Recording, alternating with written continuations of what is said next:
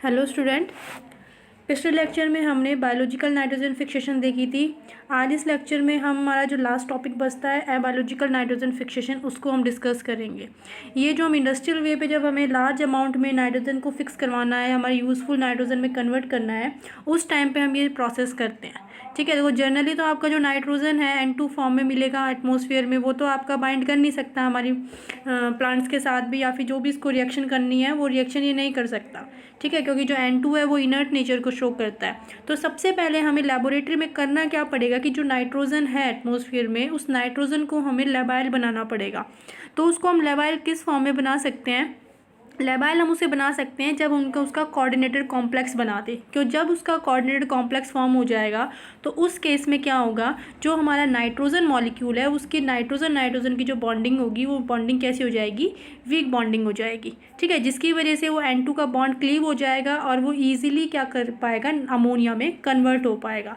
ठीक है, तो सबसे पहले हमें क्या करना है, लेबोरेटरी में जब भी हमें अमोनिया की प्रिपरेशन करनी है तो सबसे पहले हम नाइट्रोजन का क्या करेंगे? N2 मॉलिक्यूल का एक कोऑर्डिनेटेड कॉम्प्लेक्स की फॉर्मेशन करेंगे, जो कि बहुत ज़्यादा रिएक्टिव होता है और ईजिली अमोनिया की फॉर्मेशन कर लेता है।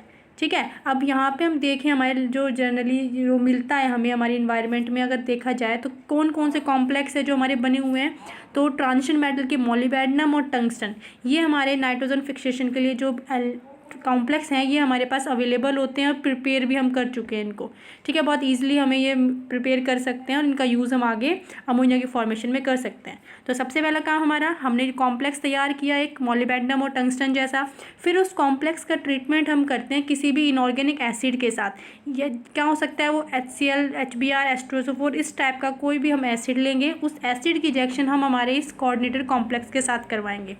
तो क्या होगा कि जो हमारा कोऑर्डिनेटेड जो N2 कॉम्प्लेक्स है वो हमें अमोनिया देगा, साथ में वहाँ पे क्या मिलेंगे? हाइड्राजीन मिलेंगे। ठीक है, इसकी वहाँ पे क्या हो जाएगी? फॉर्मेशन हो जाएगी, और वही हमें अमोनिया ही चाहिए था जो कि हमारे लिए क्या है? यूज़फुल है। वो हमें यहाँ से ईजिली क्या हो जाएगा? मिल जाएगा। लेकिन लेबोरेटरी में जब ये काम करते हैं तो ये बहुत ज़्यादा चैलेंजिंग हो जाता है हमारे लिए केमिस्ट्री में, कि हमें अमोनिया के साथ साथ कोई साइड प्रोडक्ट ना मिले। क्योंकि जब भी हम नाइट्रोजन की फिक्सेशन करवाते हैं तो उस टाइम पे अमोनिया के साथ साथ बहुत ज़्यादा साइड प्रोडक्ट की भी फॉर्मेशन होती है। ठीक है, तो वो साइड प्रोडक्ट हमें बहुत ज़्यादा मिलते हैं। फिर भी हमने बहुत ज़्यादा प्रैक्टिस के बाद क्या करा है, यहाँ पे एक आधे हमने कॉम्प्लेक्स तैयार किए, उन कॉम्प्लेक्स से हमारे पास जो साइड प्रोडक्ट होते हैं वो थोड़े से कम बनते हैं, जिनको हम अब आगे ब्रीफ में डिस्कस करते हैं कि कौन कौन से वो हमारे हैं। देखो, तो फर्स्ट प्रोसेस हमारी है हेबर प्रोसेस। हेबर प्रोसेस को तो सभी जानते होंगे, सबसे इम्पॉर्टेंट प्रोसेस है हमारी अमोनिया की फॉर्मेशन के लिए। अगर हमें हाई स्केल पे अगर हमें अमोनिया की फॉर्मेशन करनी है तो हम वहाँ पे हेबर प्रोसेस का यूज़ करते हैं। हेबर प्रोसेस के अंदर होता क्या है कि आपकी जो नाइट्रोजन होती है वो नाइट्रोजन हाइड्रोजन के साथ कंबाइन की जाती है एट हाई एटमॉस्फेरिक प्रेशर और हाई टेम्परेचर। हाई टेम्परेचर चाहिए इसके लिए, हाई हमें प्रेशर चाहिए। उस टाइम पे जब इन दोनों को मिक्स किया जाता है गैस को, तो ये किस में कन्वर्ट हो जाती है? अमोनिया में कन्वर्ट हो जाती है। ठीक है, जो कैटलिस्ट का हम यहाँ यूज़ करते हैं वो हमारा मेटल कैटलिस्ट होता है। इस कैटलिस्ट से हमारी जो रिएक्शन है वो बहुत ईजिली से और फास्ट रिएक्शन हो जाती है। ठीक है, तो ये हमारे पास एक सबसे इकोनॉमिकल नाइट्रोजन फिक्सेशन का प्रोसेस है, सबसे इम्पॉर्टेंट है। इसके बाद हमारे पास और भी काफ़ी सारे मेथड्स आए हैं जिनसे हम क्या कर सकते हैं, हमारे अमोनिया की फॉर्मेशन कर सकते हैं। ठीक है, तो सेकंड मेथड हमारे पास यहाँ पे जो है, तो सब काम तो हमारे पास वही करना होगा हमें कि हमें एक ऑर्गेनोमेटेलिक कंपाउंड बनाना होगा। ठीक है, हमें क्या करना है? एक नाइट्रोजन का ऑर्गेनोमेटेलिक कंपाउंड बनाना है, फिर उसकी हाइड्रोलिसिस करनी है और लास्ट में हमारा अमोनिया हमें मिल जाएगा। तो हम अलग अलग मेटल्स के साथ देखते हैं कि किस किस के साथ मेटल के साथ मिलके हमारा नाइट्रोजन ऑर्गेनोमेटेलिक कंपाउंड यहाँ पे बना सकता है। तो जनरली जो हमारा आयरन होता है उसका हम यूज़ करते थे स्टार्टिंग में, जो क्योंकि एक टाइप का हेट्रोजीनियस कैटलिस्ट होता है तो उसका हम यूज़ करते थे और बहुत अच्छे हमें रिजल्ट भी मिलते थे। बट अब धीरे धीरे हमारे पास क्या हुआ है, इंप्रूवमेंट होता जा रहा है हमारी हर चीज़ के अंदर। तो उस नाइट्रोजन, उस आयरन की जगह हमने वहाँ क्या रिप्लेस कर लिया, अब हम वहाँ पे यूज़ करने लगे रुथेनियम का।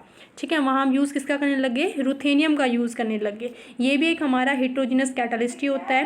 क्या रिएक्शन होती है इसमें कि हमारे पास एक सबसे पहले हम एक टाइटेनियम का कॉम्प्लेक्स लेते हैं। ठीक है, टाइटेनियम का जो कॉम्प्लेक्स होगा किस फॉर्म में होगा? वो हमारा होगा डाइसाइक्लोपेंटाडाइन टाइटेनियम क्लोराइड। ये हमारा एक होगा टाइटेनियम का कॉम्प्लेक्स। ठीक है, यहाँ पे Cp2 क्या है? ये हमारे पास साइक्लोपेंटाडाइन की एक रिंग होती है। ठीक है, इसकी रिएक्शन फिर हम करते हैं इसमें ऑक्सीडेशन स्टेट की अगर बात करें तो +4 ऑक्सीडेशन स्टेट है हमारे टाइटेनियम की। क्यों? 2 आपको नेगेटिव चार्ज क्लोरीन से मिलेंगे, 2 हमें कहाँ से मिलेंगे? Cp से मिलेंगे। तो ओवरऑल चार्ज कितना हो गया टाइटेनियम पे? +4 ऑक्सीडेशन स्टेट हो गया।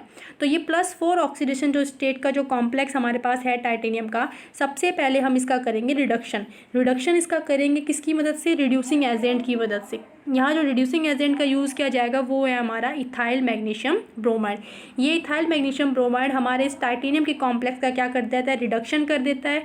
इसको कितने इलेक्ट्रॉन मिलते हैं? यहाँ से 4 इलेक्ट्रॉन मिलते हैं। इथाइल MgBr से इसको 4 इलेक्ट्रॉन मिलते हैं, क्योंकि हमारे पास यहाँ पे +4 ऑक्सीडेशन स्टेट इसका है, तो 4 इलेक्ट्रॉन इसे ले लेता है। 2 मॉलिक्यूल के लिए कितना हो गया इसके पास? +2 ऑक्सीडेशन स्टेट में कन्वर्ट हो जाएगा।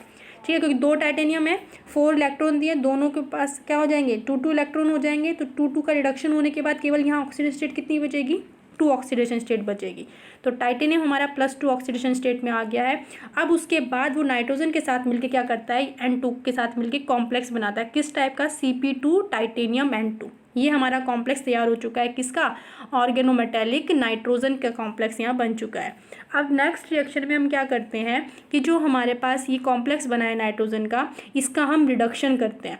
ठीक है, जब हम इसका रिडक्शन करेंगे तो जो हमारा टाइटेनियम है, ये टाइटेनियम फिर से 2 इलेक्ट्रॉन को गेन करके टाइटेनियम यहाँ पे जो रिडक्शन जब हम इसका करते हैं तो यहाँ से हम क्या करते हैं? इसका एक डार्क कलर का कॉम्प्लेक्स की फॉर्मेशन करते हैं। वो जो डार्क कलर का कॉम्प्लेक्स बनता है वो हमारे इस नाइट्रेट का बनता है। ठीक है, ये जब हम यहाँ से 2 इलेक्ट्रॉन को देंगे तो यहाँ से आपका 2 टाइटेनियम 4 यहाँ से नाइट्रोजन निकल जाएगा और एक नाइट्रोजन यहाँ से रिमूव हो जाएगा। नाइट्रेट यहाँ पे बन जाएगा 2N3 नेगेटिव टाइप का। मतलब हमारा टाइटेनियम और नाइट्रोजन दोनों अलग अलग हो जाएंगे, क्योंकि हमने बताया था नाइट्रोजन ऐसे तो बहुत ज़्यादा इनर्ट नेचर रखता है, लेकिन जैसे ही कॉम्प्लेक्स बना लेता है तो यहाँ ये N2 का बॉन्ड वीक हो जाता है।